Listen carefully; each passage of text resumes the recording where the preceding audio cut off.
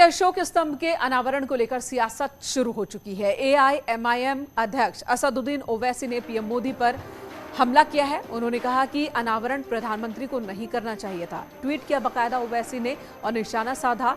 उनका लिखना है कि संविधान में संसद, सरकार और न्यायपालिका की शक्तियों को अलग अलग दर्शाया गया है। पीएम मोदी को नए संसद भवन के ऊपर राष्ट्रीय प्रतीक का अनावरण नहीं करना चाहिए था।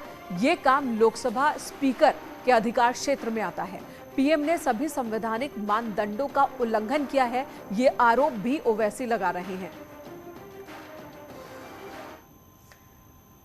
और चलिए बात कर लेते हैं एसबीएसपी अध्यक्ष ओम प्रकाश राजभर की, जिनकी एक और परेशानी सामने आ गई। उनकी पार्टी से अलग हुए पूर्व प्रवक्ता शशि प्रताप ने एक नई पार्टी बना ली है।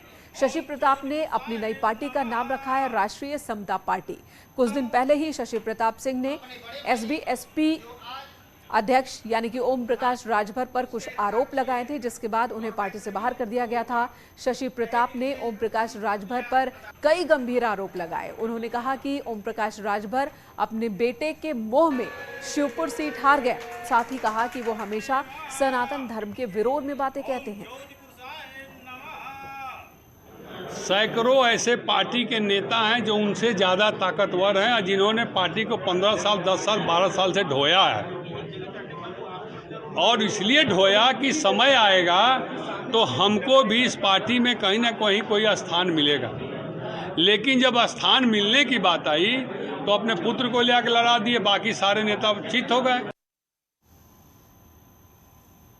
तो राजभर पर भी लग गया परिवारवाद का आरोप।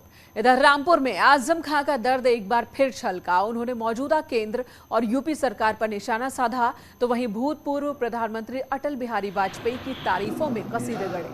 उन्होंने अटल बिहारी वाजपेयी को सबसे अच्छा प्रधानमंत्री तक कह डाला। उन्होंने क्या कहा, सुनिए जरा।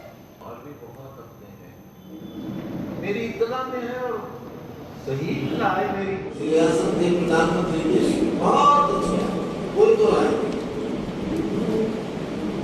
बहुत बड़े डेमोक्रेट थे। गुजरात के दंगों के बाद उन्होंने अपना बैनुल अक़वामी दौरा मंसूख कर दिया था और ये कहा था कि मैं क्या शक्ल लेकर दुनिया के सामने। और अब बात प्रदेश की शिक्षा व्यवस्था की कर लेते हैं। केंद्र सरकार के सहयोग से यूपी की शिक्षा व्यवस्था को दुरुस्त करने में जुटी है योगी सरकार। प्रदेश में नाबार्ड के सहयोग से अगले 4 साल में हर जिले में एक मॉडल कंपोजिट स्कूल खुलेंगे। इतना ही नहीं, मॉडल कंपोजिट स्कूल के साथ साथ प्रदेश में अभ्युदय कंपोजिट स्कूल की भी शुरुआत की जाएगी। मौजूदा समय में प्रदेश के अंदर 12,000 स्मार्ट क्लासेस चल रही हैं। इन स्कूलों में क्लास 1 से 12 तक की पढ़ाई होगी। केंद्र सरकार ने 18,381 स्मार्ट क्लासेस की स्वीकृति दे दी है, यानी कि इतने क्लासेस और बढ़ाए जाएंगे।